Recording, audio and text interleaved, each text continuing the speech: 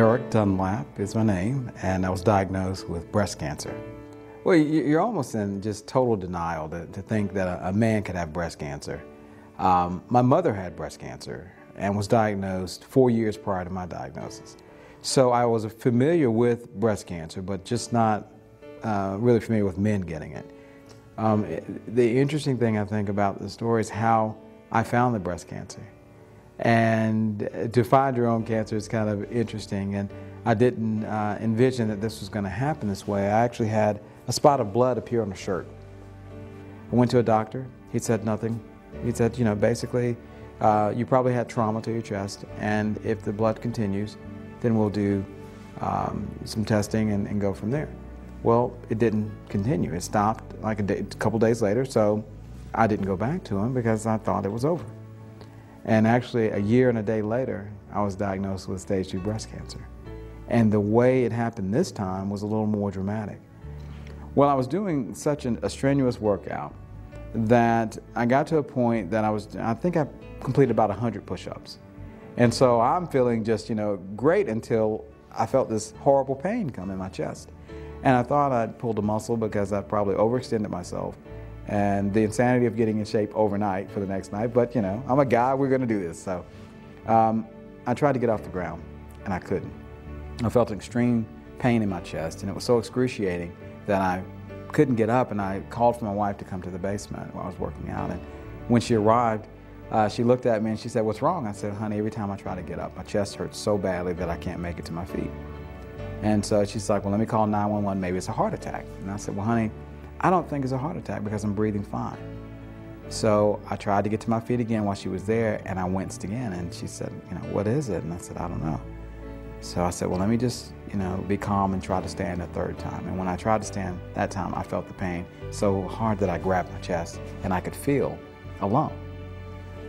And so when I went to the doctor's office, he said, "Well, I'm not sure what this is, but it feels like a mass. I was hoping it was a cyst that we could drain and that'd be the end of it. But because it's a hard area, I'm concerned about this mass and I need to have you see a specialist." And he scheduled time for me to see a surgical oncologist. So when I went to the surgical oncologist, 3 days later, he diagnosed me with stage 2 breast cancer. Actually, he indicated that I had breast cancer, and he was so shocked that at 34 years old, I had breast cancer, never had a cavity, never been hospitalized, never had a broken bone, but I had breast cancer. Because you'd be surprised, once someone says you have cancer, you stop hearing the other words. And your concentration and your focal point is, how do I live? How do I get past it? How much time do I even have to live? Because you don't know the severity of the cancer.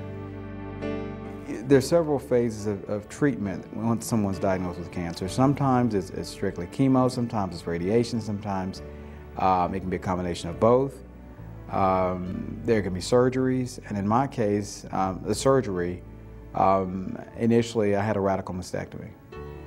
The chemo was for 6 months, and during that time you have probably every emotion going up and down at different times. And that's because the chemo is coming into your body to extract or kill basically the cancerous cells. But the problem is that it doesn't just kill cancerous cells, it kills good active cells as well. What I've learned through this experience is that life is full of challenges, and you never know the size or the type or when the occurrence might be, but that you have to really say, no matter what it is, I'm going to get through it. And I had to look at my kids, and that really gave me a lot of motivation.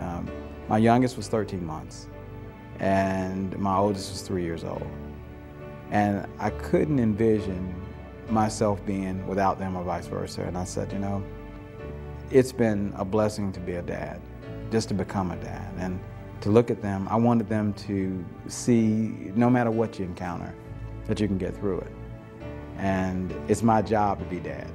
So I want to be as best suited for it, and I want to make sure that they know that if something happens, they can get through it. And cancer does not have to be a death sentence, but we must attack it early.